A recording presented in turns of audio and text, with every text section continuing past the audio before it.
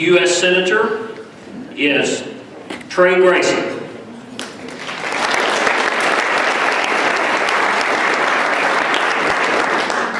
All right, it's halftime. Burn your eyes. One in red.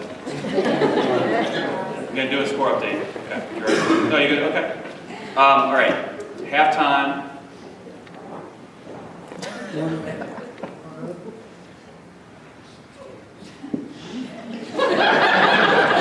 You get that?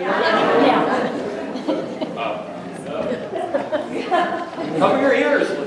Man, cover your ears. We need a poster board. If I was a Democrat, what would the score be? If you were a UK fan, you'd be happy. All right. Now that I've yielded a minute. Well, it's good to be back up here. What I thought I'd do tonight is just talk about some federal issues. During Marty's introduction, he gave you a lot about my background and some of the achievements of our office. But to me, the reason why I'm running for Senate, and when you heard me talk about Alex and Kate beforehand, is because of them. I'm worried that our future, that their future, that your children and your grandchildren's future is not going to be as bright as what our parents and grandparents left for us. That's been the story of America. Continued progress, generation by generation by generation.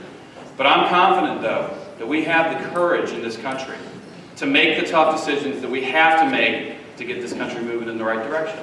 And the first and biggest area is in the area of spending. You know, we had a $1.4 trillion deficit last year. It's probably going to be bigger this year. And so we need some serious help in that area. And that's why I'm proud of my record as Secretary of State, because we've actually cut spending 15%, as you heard earlier. But we did more with less. You know, we cut the red tape of businesses. We improved elections, drove Acorn out of the state, and also put our expenditures online, the first government agency at any level to put our expenditures, your taxpayer dollars, online so you could see how we were spending your money. Doing more with less. When was the last time you heard anybody ask anybody in Washington to do more with less? It's about time, and I think they can do it. So I'm confident that I can get up there and do the right thing. It's not just a bunch of rhetoric, because I've got a record to prove it. But what are some things we need to do in order to do that? We need a true balanced budget amendment. We need a line item veto. That way the president, even President Obama, could go through and highlight those bridges to nowhere in X amount and force the Congress to vote on them up or down, and they'll be embarrassed to do it.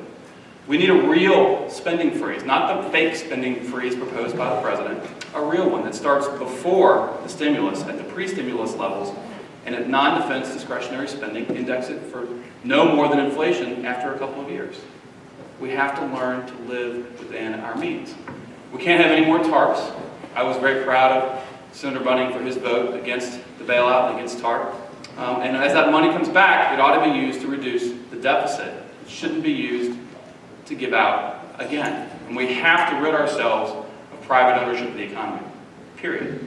We have to unwind that as quickly as possible. Healthcare, we have an enormous vote this weekend. And if that bill passes, and it's unclear, you know, if they had the votes, they would have voted on it already. But they had a pep rally today because they still didn't have the votes. But if it passes, I pledge to you that on the very first day, from the very first day, I'm going to work with a whole lot more Republicans to try to repeal that thing. Because we cannot afford to have more government between us and our provider. This is truly government takeover of healthcare. Vice President Biden actually admitted it in the last couple of days. You know, sometimes it's nice having him around. Just let him talk enough, he'll eventually say something that's probably true. And he admitted it a couple of days ago that it is government takeover of healthcare. We have a cost control problem, and all this is going to do is make it worse. We've got to end junk lawsuits. We need to allow more competition by letting insurance companies sell across state lines. Let small businesses come together so they have more buying power.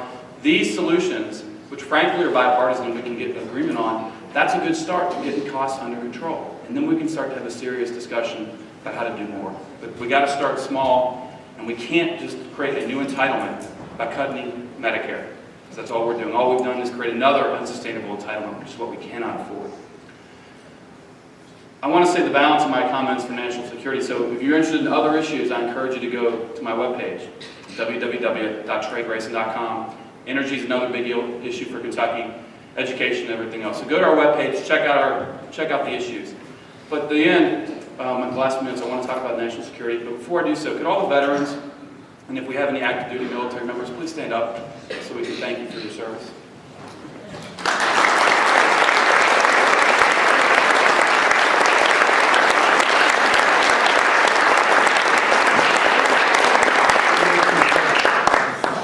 In 2008, I was fortunate enough to serve on the Republican Platform Committee and actually co-chaired the energy section.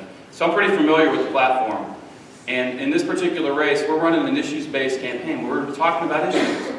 And so there are a lot of differences between Rand Paul and me on national security. And let's start with the Patriot Act. The Patriot Act was passed after 9/11 so that intelligence agencies could share information, because they weren't doing that before, and so that government officials could listen into the terrorists when they called into this country to their operatives and try to disrupt their plans. And it's worked. Over 20 terrorist plots in America have been stopped because of the Patriot Act. And that's why a couple weeks ago, Democrats and Republicans came together in a bipartisan manner, passed the bill, and even President Obama signed it. I support it. Rand Paul does not. That's an issue-based. That's not an attack. It's an issue disagreement. On Afghanistan, I support the surge. We need to employ counterinsurgency methods. It's worked in Iraq. I supported it in Iraq. I support it in Afghanistan. Frankly, the president got this one mostly right, except for the time of withdrawal. I support those. Rand does not. On Iran, Rand says that Iran having a single nuclear weapon does not threaten our national security. This is a country that funds Hezbollah and Hamas, funds Al-Qaeda in Iraq, which has killed Americans in Iraq during the insurgency, and to this day still targets Americans. How can a country like that, having just one nuclear bomb, not be a threat to our national security? I disagree with him on that. And on Gitmo, I'll read you the question and I'll read you the quote. And you can decide for yourselves if I'm being intellectually dishonest or just reporting it accurately. The question was, do you oppose the release of Gitmo detainees on American soil? And here's the actual answer. That's a tough one. I don't know what you do with them. I think they should be mostly sent back to their country of origin, or to tell you the truth, I'd drop them off back into battle. If you're not going to convict them, and you can't convict them, and you're unclear, drop them off back into Afghanistan. It'd take them a while to get back over here. Let me ask you this. In what context does dropping them off back into battle, or back into Afghanistan, ever make any sense when we have men and women fighting to protect our country overseas?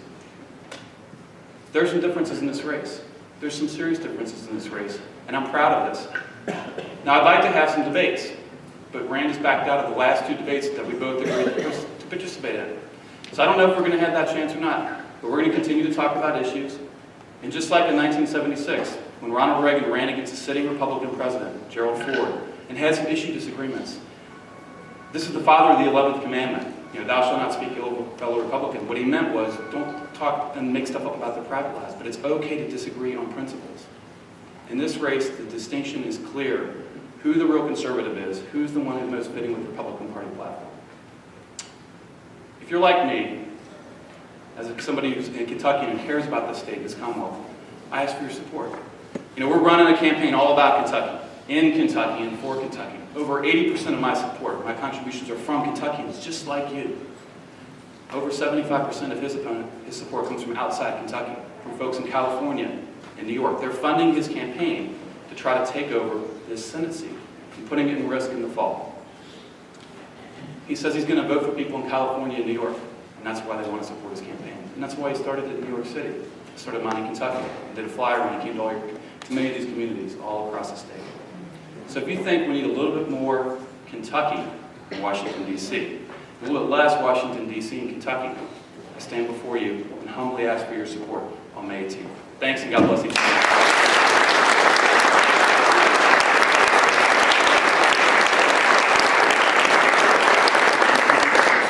Okay, the ground rules change a little bit. Now we're down to 5 minutes. You with me, Mr. Timekeeper? Jim? Give a 1 minute warning and then the end. All right.